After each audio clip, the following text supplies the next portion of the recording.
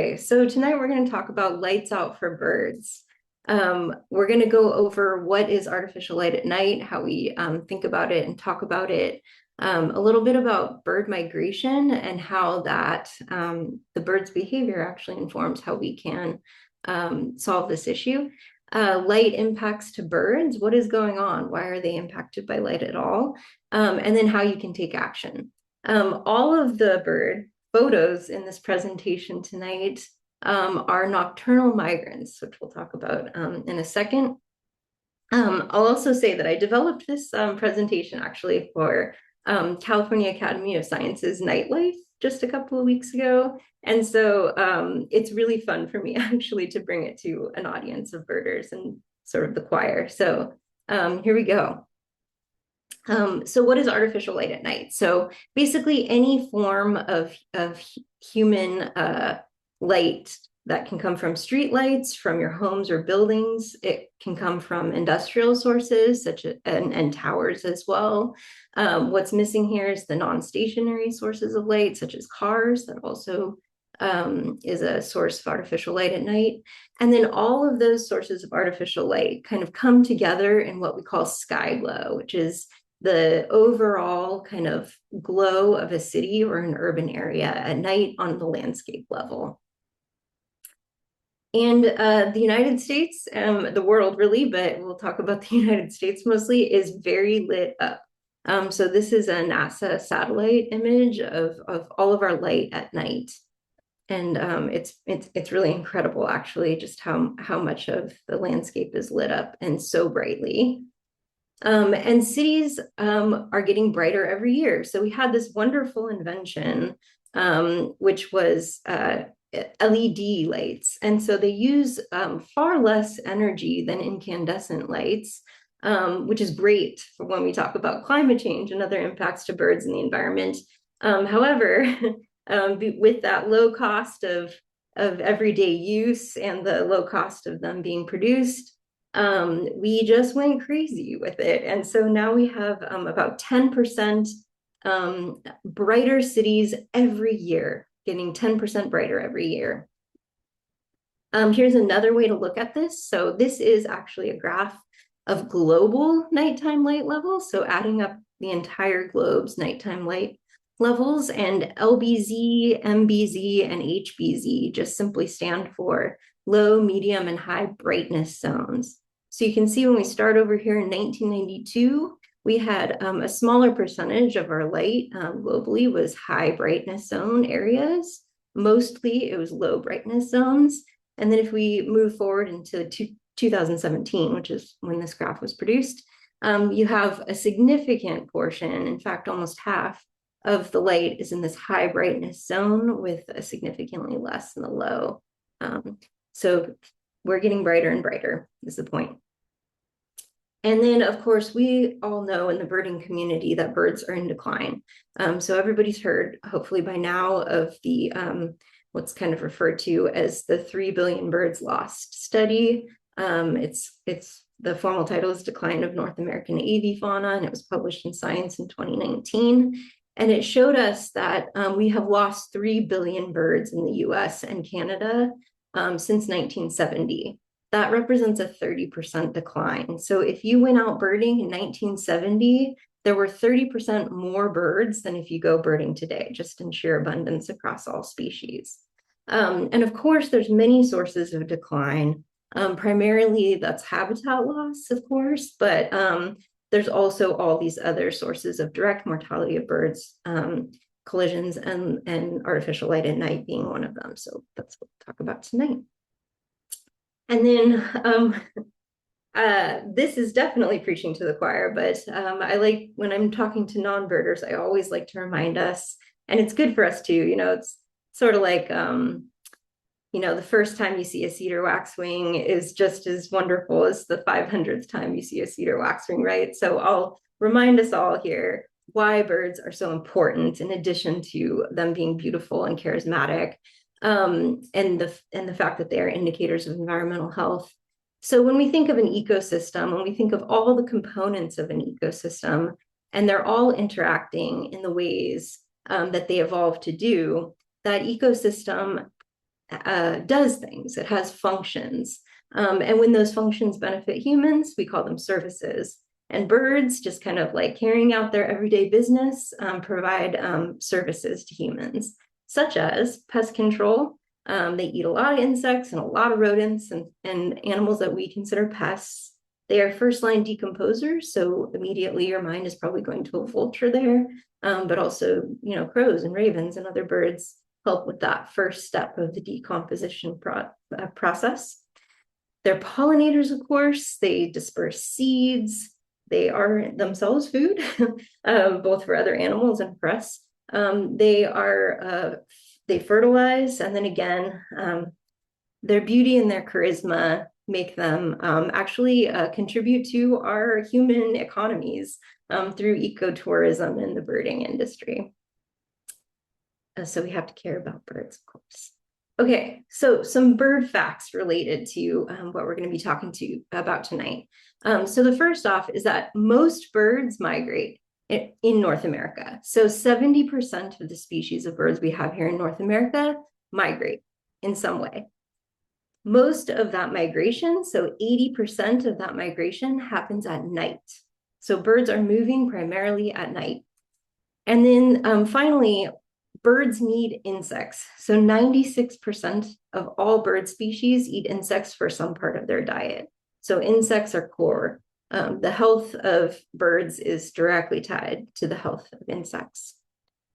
So birds use natural light cues and natural light features to navigate. So they have these long migratory journeys. We now know most of them are moving at night, and they are using natural light to navigate. So they use horizon reference. So for example, when there's like a dim glow on the horizon that we actually can't see very much anymore because of all of our artificial light. But if you've ever been in a very dark place, you can actually make out the horizon even in the middle of the night. And the birds are using that to understand where they are and which direction they're going.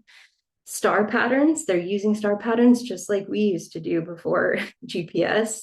In addition to the other forms of navigation that they have, like magnetic field, reading magnetic fields, and of course, like physical landmarks.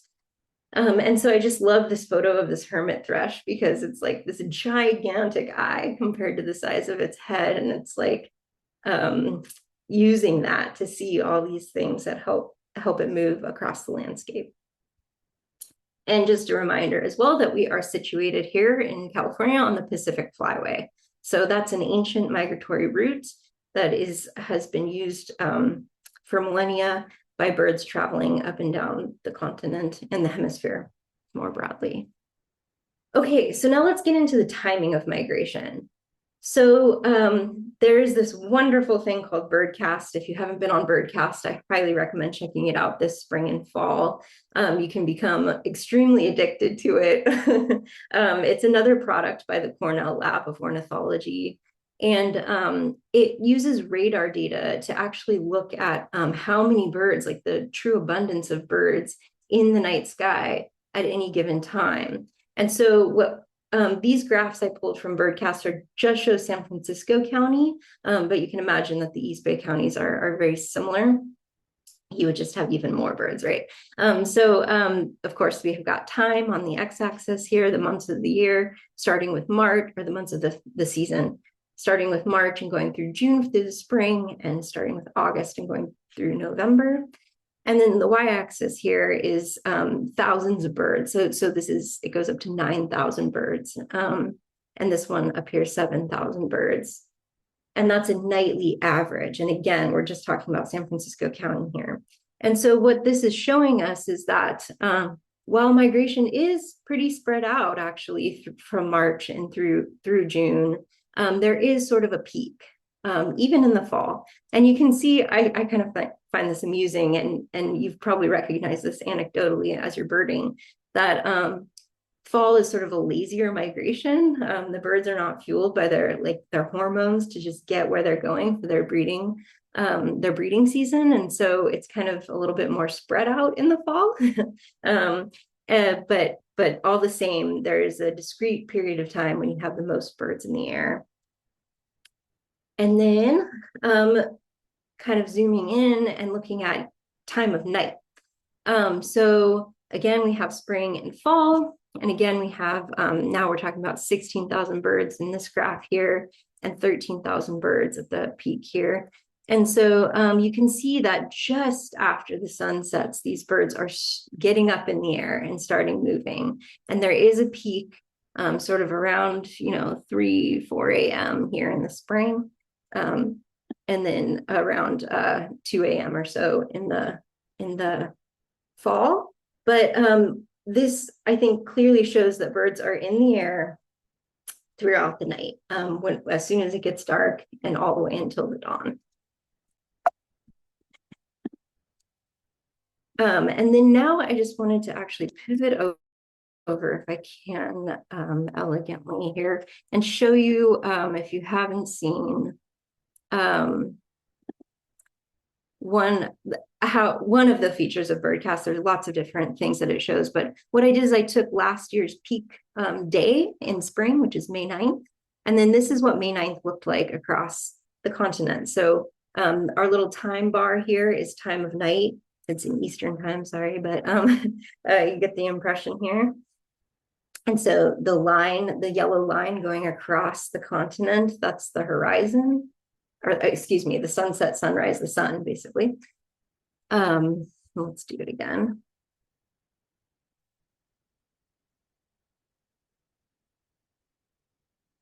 And so you just have this massive push if you kind of watch as the sun sets, and then you have tons of movement that just goes all the way across the continent. And this is picked up by radar. That's how massive migration is, and it's just super cool. Okay, so going back to the slides here.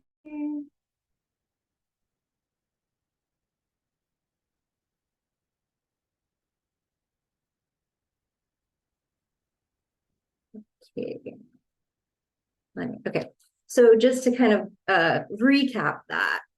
So migration spring is March through June, with a peak in late April or early May. And then fall is August through October, with that peak in late September, early October. And the times where birds are in the air at night is 8 p.m. until 6 a.m. So now let's go into how artificial light harms birds. So I'm going to go into each of these in detail, but just a quick overview. We see an increased risk of collision with light hitting glass. We see an increase of stopovers in brightly lit urban and suburban areas, and we'll talk about why that's a problem. They are bending their routes, being attracted to brighter areas, and that is extending their travel time in the air. And then finally, there's that secondary impact of insects are also impacted by artificial light, and birds, of course, are relying not just on an abundance of insects to fuel themselves, but also the timing of those insects is very important. Okay, so collisions. So just about 1 billion birds die from collisions with glass, building glass, in the US every year. That is the second highest cause of human-caused bird mortality. So if we exclude like habitat loss and climate change, and then just go down to direct causes of mortality, it's the second highest, second only to cats, which is a topic for another time. We'll put that one aside and stay tuned for more from Golden Gate Bird Alliance on that. But so this is huge. A billion birds are dying from collisions every year. And then importantly, the majority of those collisions are happening in the lower 3 floors of buildings. So there's kind of a misconception that, okay, so birds are hitting buildings during migration. That probably means they're, flying and hitting skyscrapers, right?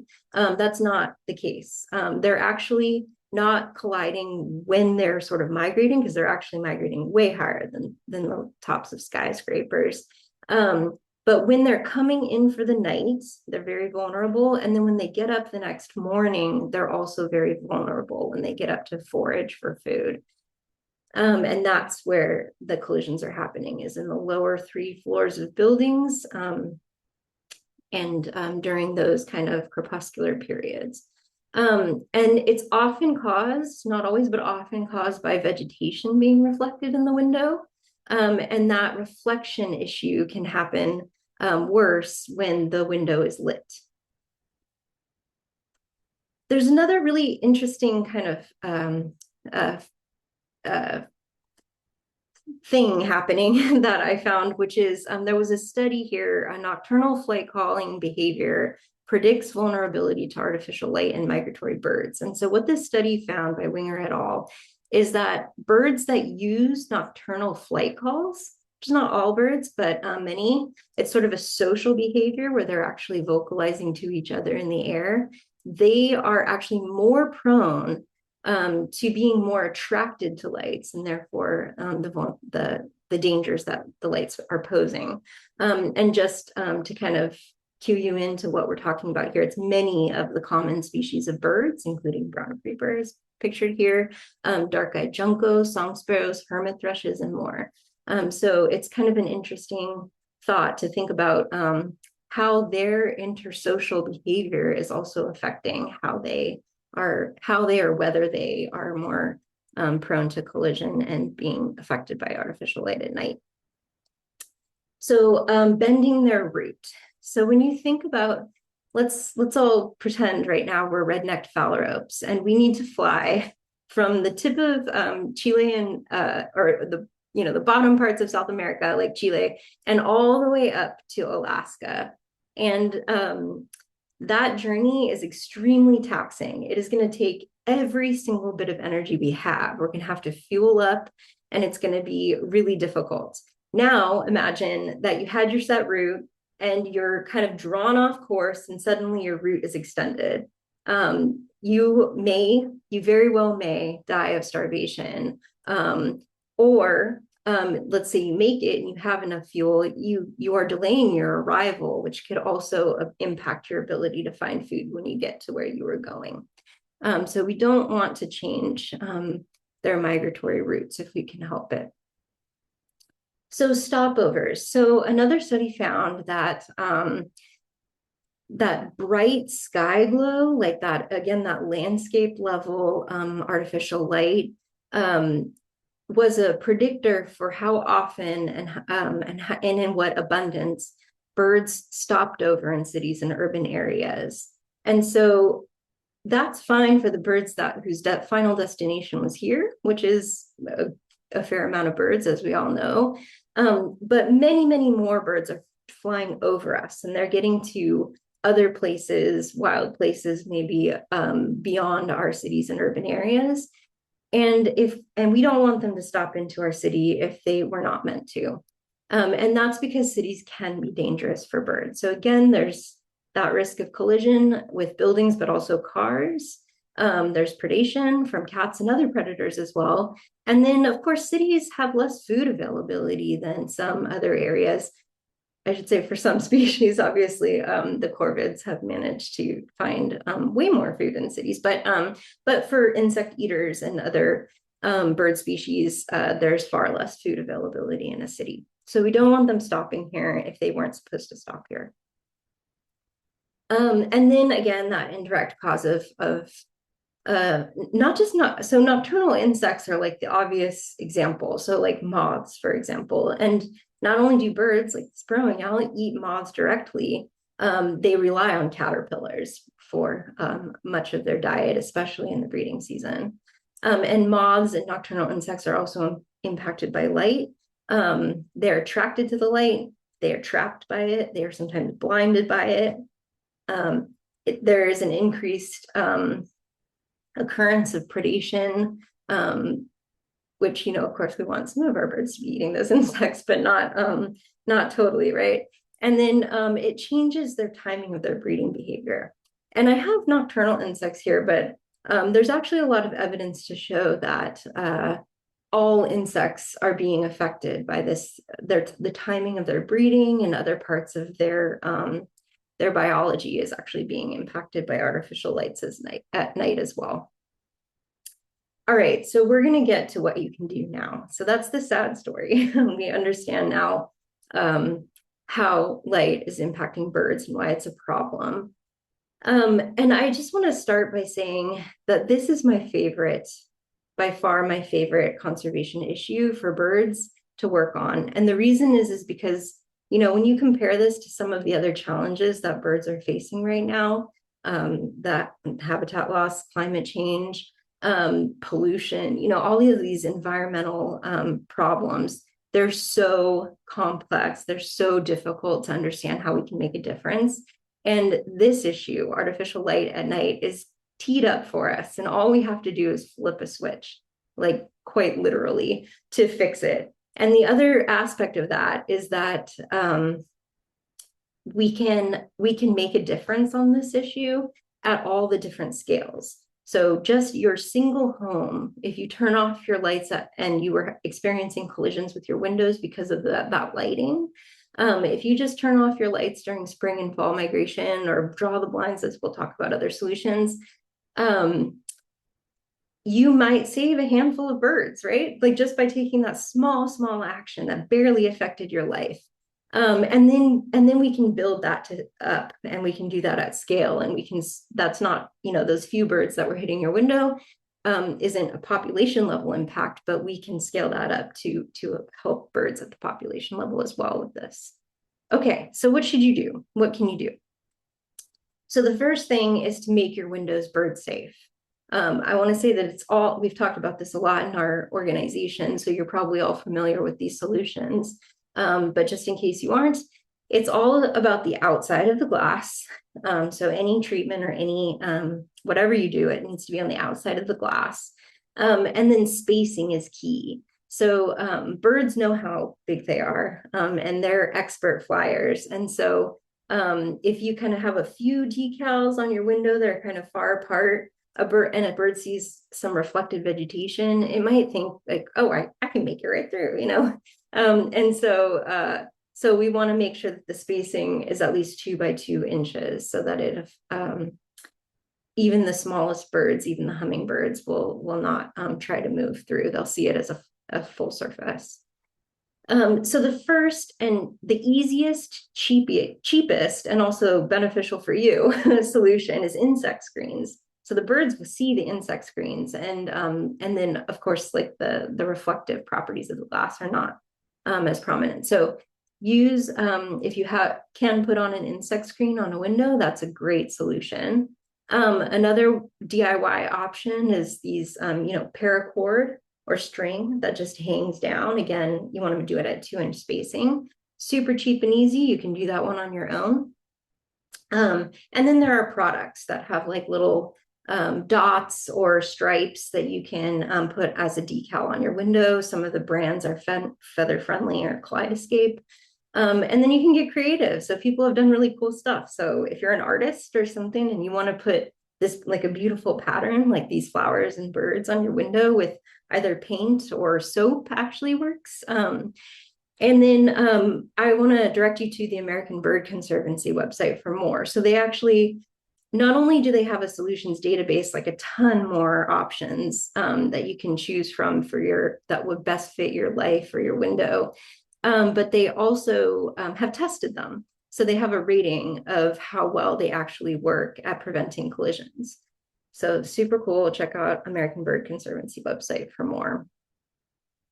And then I want to also kind of share something that recently the staff of Golden Gate Bird Alliance on Giving Tuesday, while you were supporting our organization, we were giving back as well. And East Bay Regional Park District actually reached out to us because they have this big, beautiful visitor center at Big Break.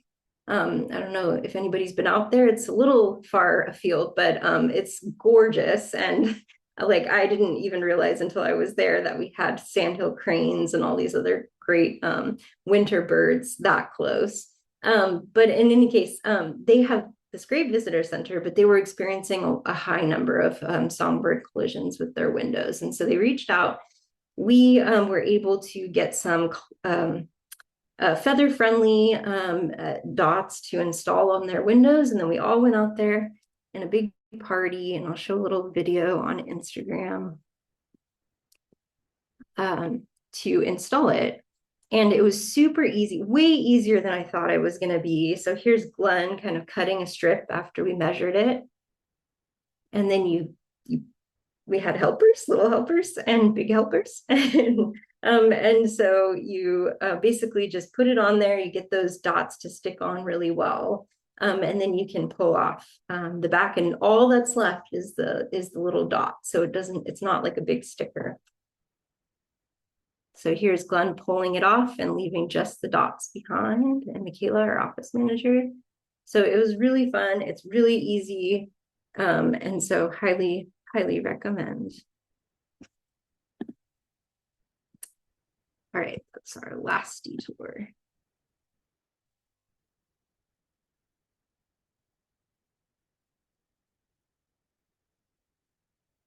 Okay. Okay, so Dark Skies International, if you haven't heard of it, is an amazing organization that is fully focused on dimming our artificial light at night. And they have a model ordinance, for example. We're going to get into ordinances in a moment. They have a database of research. So if you're wondering, like, how can you argue for using the best peer-reviewed literature for some aspect of this lighting issue, I'm sure they have the paper there. So you can check out their website. They also have resources such as products, to best purchase if you want to like downcast your light. And then they have bigger solutions for like incentives for industry and ports, etc. So definitely check out Dark Skies International if this is an issue that you care about. But they have these 5 recommendations for lighting. They basically ask that lighting be useful, targeted, low level, controlled, and warm colored. So basically, first off, useful. So if you're not using the light, turn it off. Targeted. So the light should only go where you need it. Low level. So it should never be brighter than what you need. Controlled. So the ability to control it on and off, whether that's a motion sensor or some easy control mechanism. And then warm color. So if you absolutely have to have a light, which sometimes we do, it should be warm colored. So as opposed to blue or white light. So here is a great example from their website of street lights. So the best option here on the right is off. Turning it off if you can. So either off completely or with a motion sensor. Better is fully shielded. So it's like a nice big shield that blocks all the light and directs it just to the ground where we need it. Getting worse and worse to the left. So there I see, most of our city lights are still in this very bad phase of directing light all over the place, sort of just being capped, but not necessarily down shielded. And then occasionally we do see these really bad, just blasting lights. And so it's a good example of sort of like what good lighting should look like, which is this fully down shielded light. So we can do this, and other cities have done it already. So I wanted to point out some before and after examples. And the pictures here on the right, Dallas and Houston, come from the documentary Lights Out Texas, which is available for free online. We had a screening of it at our Berkeley Bird Festival and had the director come in. Excellent film. Highly recommend, free online, Lights Out Texas, and it talks more about what they've done in Texas to reduce their artificial light at night. And so you can see it is working. They are making huge progress in Texas. So if you look at Dallas, all lit up before and so much dimmer in after. And not only is it dimmer, but you can see most of these street lights and other kind of the ground lights are warm colored, like we were talking about. Houston, again, just so lit up, and then dimmer here. And then there's some other examples of what it can look like. This one is from Los Angeles. And so, yeah, really just other places have done this and we can do it too. And a few other examples here. Here's Fort Worth, before and after at two different kind of like parts of their city. So really, really great work that Texas has done on this issue. So now, sorry, this is a lot on this slide, but I'll explain. So there was a building called McCormick Place, a convention center in Chicago, and it had super collider events, and you may have actually heard about it in the news. It made mainstream news media, but they advocates worked with the building and actually improved by having them dim their lighting and by applying decals to their glass. And it was studied. So this is from a peer-reviewed study where they looked at the season collision totals, basically the number of collisions that they had in a season when the building was fully lit. So you can see there's high numbers. It varies, of course, by night to night, but it's pretty high, into the over 1,000 birds on some nights. And then after they turned off, I think they only even turned off half the lights. It was like really not that big of a lift. And then they had significantly fewer collisions. Like now we're talking less than 500, like a big halving the amount of collisions. And then they did look at, the study is great, and it did look at other factors that cause those collisions, such as the window direction, which they did find a correlation with different facades, sides of the building. And then they studied, I think, wind direction as well, and some other things. So if you want to find the study, I'm happy to help with that if you email me. But really the takeaway here is that just by dimming some, not all of their windows, turning off some of their lights, they significantly reduced the number of collisions on that building. So it works. And so, okay, so now let's talk like direct actions that you can take in your home. So for exterior lights, turn off lights you're not using. If you absolutely need a light for some reason, down shield it. And then install motion sensors. So motion sensors are super cheap and easy to install these days. There's sort of no reason for all of our external lights to have to not have motion sensors. Then for your interior lighting, so any light that you're not using, reduce it, dim it, or turn it off. That's the name of the game here. And then if you're not using a room, turn the light off. And then if you are using a room, because here we are at night, it's dark, and we are all sitting in rooms with lights, draw the blinds so the light is not coming out into outside of your window.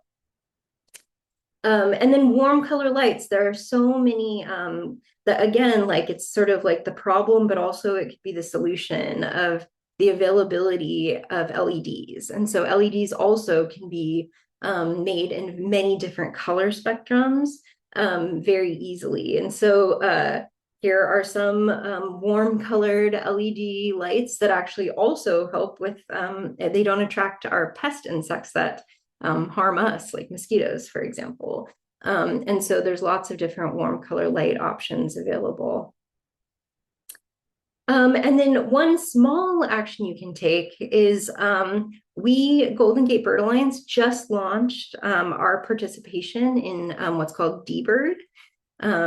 It's a little morbid, but we do go, I'm sure all of you all have had moments where you found a dead bird on the sidewalk or in front of your home. And so you can report that We now have it set up on dBird so that we have our geographic region as sort of a filter. And me and our volunteers are going to be looking at the reports that come in and trying to find patterns if there are any. And so please use dBird. So if you find a dead bird, go to dbird.org, very easy, and then fill out the form. It's like, it can take 30 seconds. It's like very fast. It just asks you, where are you? Anything about the bird. If you can identify the species, great. If you can't, that's fine too. When you found it, and then there's a little comment field just below that. So super easy to use, and we're going to start pushing this out further, share this information with everybody, and we'll be collecting it and looking at it on the back end to see if there are any we don't even know here on the West Coast and in our region if there are super collider buildings because we're not studying it yet. So this is a way to sort of to have you all through the community science projects that we're already used to helping us out with data collection on this issue. And then I want to bring up ordinances. So we have a local great good news that the city of Palo Alto just in December passed an updated ordinance that regulates actually lighting, including for residential homes, which is really amazing. It puts a curfew on lights, either requiring that they be off or on a motion sensor after a certain hour. I think it's 11 p.m. And it has other components to the ordinance as well. I think Brisbane has an ordinance, and I think that's it, but if I'm wrong, please correct me. So if you want to get involved in the advocacy of trying to get these ordinances passed, please do reach out to me. Our San Francisco Conservation Committee is currently working on getting lighting components into an update to the bird safe building ordinance in San Francisco. So we're working on this, but it's basically the gold star. It would like really like make a major impact at a larger scale. And it's also the hardest, right? It's very difficult. So we need all the help we can get. So please reach out. And then just a small step again that you can take is if you plan to do any one of these actions, like even if it's just turning off that outdoor light that you've had on forever, pledge. So pledge to go lights out for birds. And our goal is to get 50 businesses or buildings to sign up this coming spring. And so far last fall, we had 20 single family homes, 16 apartments and 3 buildings sign up. And so really exciting and encouraging. And it's very easy to do. It's a very simple Google form. And what will happen when you pledge is that I will email you in the beginning of the spring and the fall just to remind you that it's time for bird migration. Birds are moving. I'll probably share some little snippets from Birdcast, and I will not share your information anywhere. It will just be an email from me, I promise. And then if you are a business or a building, unfortunately, we don't have this for individuals right now. We will give you one of these cool decals for your window. It's transparent when you put it in the window, and it's a lights out participant with Golden Gate Bird Alliance. So you can brag that you are taking action to help birds. So please pledge if you plan to take any action to reduce your artificial light at night. And then the next thing you can do once you've made your home bird safe with the lighting and the windows, advocate. So if you work in a big building or you live in a bigger apartment building, reach out to the building managers and see if they would sign on as a building and change something that they're doing to reduce their lighting. So I'm just one person. So if I tell you all this and then you all tell one other person this, and then it keeps going like that, we can really make a difference. So the next step is advocate. So spread the word. And that's it. And my email address is there, wgrover@Golden Gate Birds. If you have any questions at all, if you need resources, if you need help with anything, if you want to help us and you want to do some canvassing or some advocacy, you want to meet with your supervisor and you want me to tag along to do most of the talking, I'm happy to do that. So yeah, any way that you want to help, reach out. Thank you. And I think there's plenty of time now for questions. Yes. Yeah, I have to, there we go. Get me back here. So if you have questions, put them in the chat, please. And I'm going to start. The first question we got was from Paula. And she wondered if a study has been done about the effect of the night lights at at the botanical gardens in San Francisco. Um, I could No. speak to that if you, and Oh if you, yeah. Well, you can correct me, but I don't believe that there's not been a formal study done. The good thing about those projects in the is that they're in the winter. So uh, they're obviously not great, but if you had to choose a time of year to do those holiday light things in the gardens, it's good. Um, they also do leave a lot of the garden untouched and dark, so the birds do have some place to go.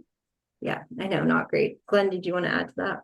yeah, so the botanical garden did hire a environmental consulting firm to monitor. So they are sort of tracking what's happening, and um, I don't know whether they'll report that to anybody but themselves, but hopefully they will. There's only been one study done. It was in Texas, and of the winter lighting, holiday lighting programs. And what I thought was interesting was that it actually turned out to be beneficial for birds. That particular one, and I don't know if there's only been one, so we can't draw any conclusions from that.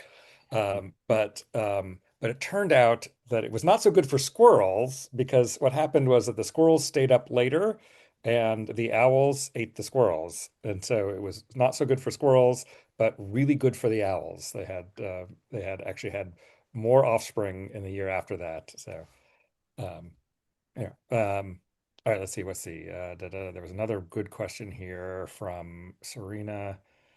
Um, she was wondering if are most of the lights coming from businesses, would residential changes actually make a difference? Yes. So everybody makes a difference.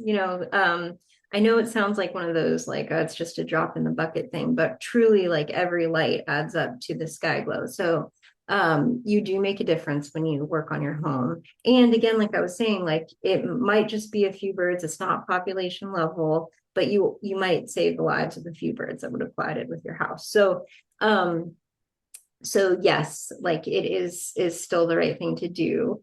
Um, but yeah, we do need to work on the brighter pieces of our cities and urban areas for sure. Let's see here. There were a couple of good questions in here. Oh, a question about the Salesforce Tower. Um, and is that a huge spot for bird mortality? We don't know. So I would love if we could get folks out there.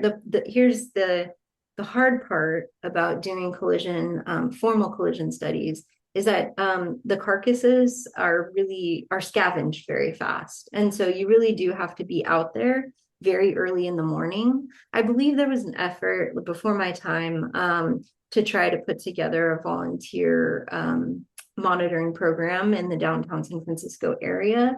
And I think people didn't feel safe walking around early in the morning around the downtown.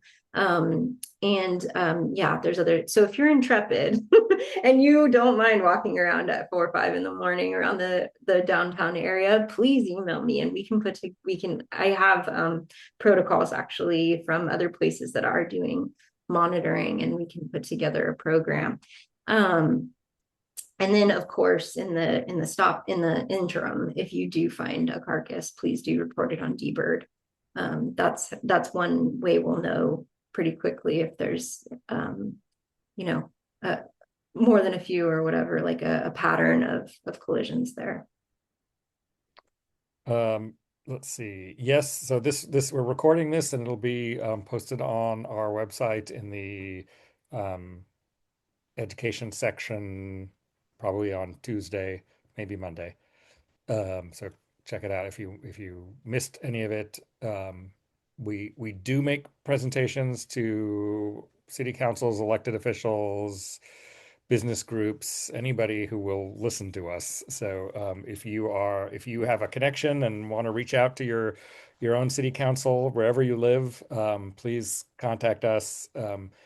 If you're, if you're further afield, like if you're in Marin or Santa Clara, actually Santa Clara Valley Bird Alliance also has a strong program, and so I'm having a moment. I'm blanking on her name.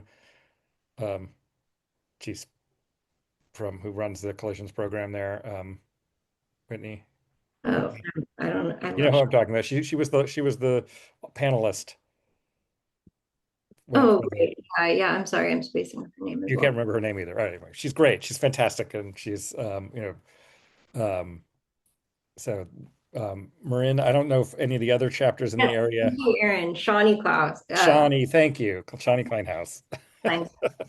I could not remember her name. Kleinhaus, not Klaus. Shawnee Kleinhaus. And she's fantastic. So if you're down in the South Bay, she'd be the one to talk to. Um, um, and what was there was something else that was related to that. Oh, if you're in Marin, I don't know that there's anyone at Marin who is engaged in this issue, and we'd be happy to help. We'd want to connect with them to make sure we're supporting, the local chapter as well. But absolutely. Um, Yeah, one thing I'd like to really work on is also ports. I don't know if you guys have noticed, you probably have, that if you're driving over the Bay Bridge from San Francisco to Oakland, like the by far the brightest thing on the horizon is the port operations. And there are incentives for through Dark Sky International for port authorities to upgrade their lighting. And then I also will share a nice piece of good news really quickly that the Port of San Francisco actually was they had a project to put in some lighting in a parking lot in one of the new developments in Mission Bay. And they actually used dark sky certified lighting for that parking lot. So there is a lot. I think we're at, for this issue in particular, we're at this like early phase of like trying to get the word out, trying to convince people that this is really an issue. And we're just talking about birds here, but there are so many reasons why the natural night sky is good for humans and other animals as well. So it's I think when we talk about all those reasons together, we get advocates that all work on it together. I think that's really how the ordinances get passed. Um, so yeah. so, um, Elia asked, are there cards like the slide with the QR code that we could post on local boards? Yes. So we have a whole Lights Out Media toolkit that I actually can link. It's not currently linked on our website, but I can link it. And it has posters, which include QR codes. And it's another way for folks, anyone here listening or sharing with or other organizations that you're involved with. You can share this media toolkit far and wide, and hopefully folks can can post things on their social media and get the word out as well. Make note of that now. And then I also should say that I have a template letter on that is linked on our website on the Lights Out page of the Golden Gate Bird Alliance website for if you are nervous about asking your building manager or the building manager of the place where you work. So it's sort of already templated out. You can just kind of add your name and modify it a little bit if you'd like. So that's already on our website. So if you'd like to do that, that would be awesome. You're welcome to always CC me. I can do the follow-up for you. That's fine. There are a couple of great comments in here from Alan, that they worked on getting dark sky regulations into the general plan in Pleasant Hill, Great. and advocating for lighting reduction in large projects. The general plans are a really important place to, when there's work on a general plan, there's an opportunity to advocate for better environmental practices. There was a comment from Linda about that she had a brand new patio door, and of course she lost some birds hit it. And yeah, sliding doors are actually one of the worst because they're really big. So and the bigger the window, the greater the risk. So which doesn't mean that smaller windows have no risk. It's just it's a logarithmic scale. So the Oh, I bigger have you get, another ask too. yeah. If anybody is out there and on their homes in particular, and they're redoing their windows, getting new windows installed, and you would like to be a guinea pig for us in in properly sourcing bird safe glass, like from the get-go. We talked all the options I talked about here are sort of like after the fact, the window is already there. But there are actually um, windows you can buy, and some of them have fritting or the dots or the lines, and some of them actually use UV, so it's less obtrusive to us. But the birds can see it better. And so if you are redoing your windows and you would like to help, like kind of be part of trying to find a source for those residential new windows with us, um, uh, let me know that as well. I think we need someone who's who's intrepid and would like to uh, be a little frustrated for good, so that we can have a source then to, because it's we have this like kind of cat and mouse thing where especially with our bird safe building ordinances, which we passed in Berkeley and San Francisco and Emeryville and other places, and which don't include lighting components, but just the glass requirements. Um, we have had little success getting residential buildings included in those ordinances because the elected officials, rightly so, perhaps talk about how it's difficult, their constituents can't find the product, they can't find the source, but then we go to the glass manufacturers and they're like, well, there's not demand for it. And so like it's this like back and forth, and so we need to break that cycle somehow. So yeah. Great. All right. Well, thank you all for joining us, and and thank you, Whitney, for stepping in to cover our lecture tonight. I hope you enjoyed it. I hope you learned something. I look forward to seeing you outdoors in the year. So please have a great evening.